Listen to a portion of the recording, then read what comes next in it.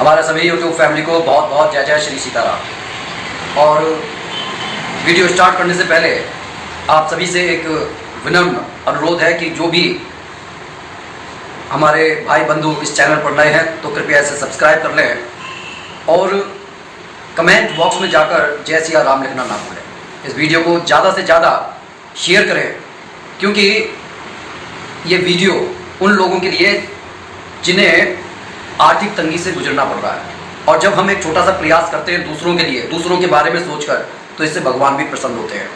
कई बार आपने देखा होगा कि लोग ये चाहते हैं कि लोग आकर हमारी वीडियो को पूरा वॉच करें, लेकिन हम दूसरे की वीडियो को जब वॉच नहीं करते हैं और ये समझ लेते हैं कि हम किसी को मूर्ख बना रहे हैं, तो हकीकत ये है कि हम उस आदमी को मूर्ख बना सकते हैं, लेकिन हमारे अंदर जो आत्मा बैठी हुई है, वो जो परमात्मा का अंश है, हम उसको मूर्ख नहीं बना पाते। और वहीं से हमारे जीवन के ये निर्णय लिए जाते हैं कि हमारे को किस तरीके का फल दिया जाएगा, मीठा फल चखेंगे या फिर हम कड़वा फल चखेंगे। दरअसल हम इस पूरे संसार में भगवान को खोज रहे हैं, लेकिन अगर हम अपने मन के अंदर झांक कर देखें तो वो हमारे को वहीं पर बैठा मिलेगा। लेकिन प्रारब्ध के कर्म हमारे को काटने होते हैं, इसीलिए तमाम परेशानियों से गुजरना पड़ता है। लेकिन जो लोग घर में सुख चाहते हैं, समृद्धि चाहते हैं और उनको उस तरीके का माहौल मिल नहीं रहा था, तो कारण इसका ये होता है कि कहीं ना कहीं बुध का और शुक्र का ठीक मेल नहीं बैठ पा रहा होता। तो आज हर हनुमान भक्त से और जो भी इन परेशानियों से गुजर रहे हैं, वो ये छोटा सा उपाय जरूर करके देखें। उन्हें करना ये है कि बुधवार के दिन फिटकरी लेकर आएँ और उसका पाउडर बना लें। पाउडर बनाकर उसमें 2 लौंग फूल वाली उसे पीस कर डाल लें और रात्रि में सोने से पहले आप आधा गिलास गुनगुने पानी में उस फिटकरी को एक चुटकी फिटकरी डालें, कुल्ला करें और सो जाएं। इतना सा करने से आपके जीवन में बुध और शुक्र ठीक होने लगेगा। साथ ही जो लोग बहुत ही ज़्यादा आर्थिक परेशानी से गुजर रहे हैं, उन्हें एक छोटा सा उपाय और करना है। बुधवार के दिन जो फिटकरी आप लेकर आए हैं, आपको एक पत्ता, साफ सुथरा पान का पत्ता लेकर आना है, डंडी वाला। उसके अंदर वो छोटा सा फिटकरी का टुकड़ा आपको रख लेना है, साबुत फिटकरी का, उसमें चूरा तक नहीं रखना है, आपको रख लेना है। और उसमें उसको लपेट कर उसमें एक जो फूल वाली लौंग होती है उससे उसको बंद कर दें, ताकि वो जो फूल हुआ है वो खुले ना।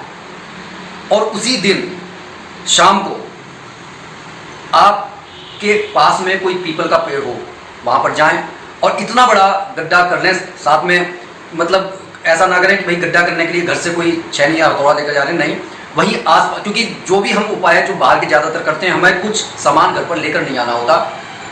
आप वहाँ पर जाइए और छोटा सा गड्ढा, किसी लकड़ी वगैरह कोई वहाँ पर हो या पत्थर पड़ा हो, उससे इतना बड़ा गड्ढा कर लें जिससे वो जो पान का पत्ता जो आपने बनाया है फिटकरी डालकर, वह उसके अंदर चला जाए और उसके ऊपर आप मिट्टी रख दें।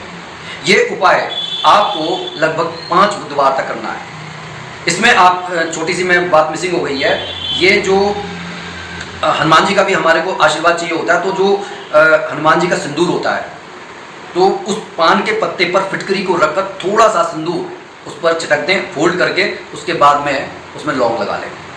इतने छोटा सा ये जो उपाय करने से हमारे जीवन में मंगल, बुध और शुक्र में एक सामंजस्यता बैठती है, जिससे अगर कोई नकारात्मक ऊर्जा या किसी की बुरी ग्रह दशा चल रही होती है या किसी की बुरी नज़र लग गई होती है, तो ये संभावना बढ़ जाती है कि हमारे सामने एक कवच तैयार हो गया है और उसकी जो कैसी भी नकारात्मक ऊर्जा या बुरी नज़र है, वह उस कवच से टकराकर लौट जाती है।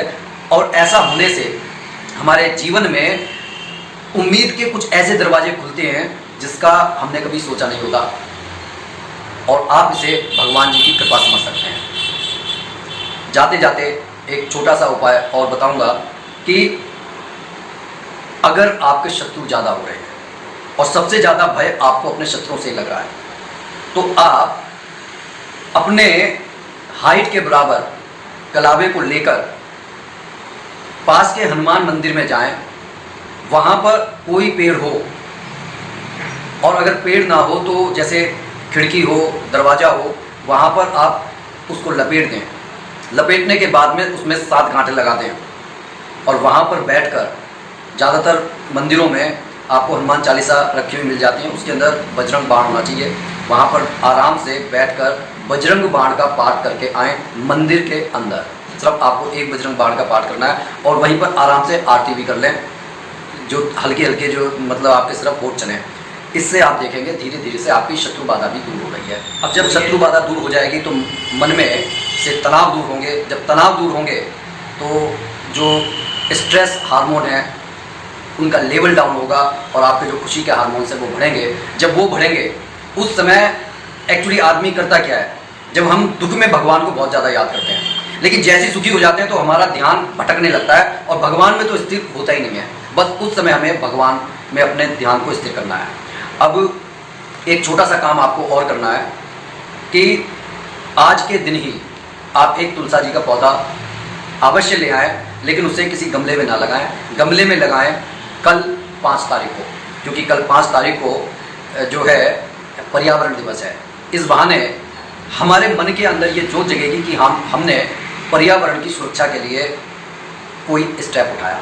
तो उस दिन आपको सुबेरे तुलसा जी के पौधे को अपने किसी गमले में लगा लेना है, हाथ जोड़ने हैं, दीपक जलाना है, क्योंकि ये जो कर्म है इसके द्वारा हमारे मन को ये एहसास होता है कि हम पर्यावरण के प्रहरी हैं। हम भी चाहते हैं कि पर्यावरण में सुधार हो और बाकी गवर्नमेंट जो कर रही है वो अपने स्तर पर करती रहेगी, लेकिन जब तक लोग जागरूक नहीं होंगे, क्योंकि गवर्नमेंट का तो ये है कि अगर आपने अपने घर के बाहर पेड़ लगा रखा है तो गवर्नमेंट उसे काट देगी, कोई कुछ नहीं कहेगा। लेकिन अगर आपको जरूरत पड़ती है तो आपके ऊपर कार्रवाई की जाती है।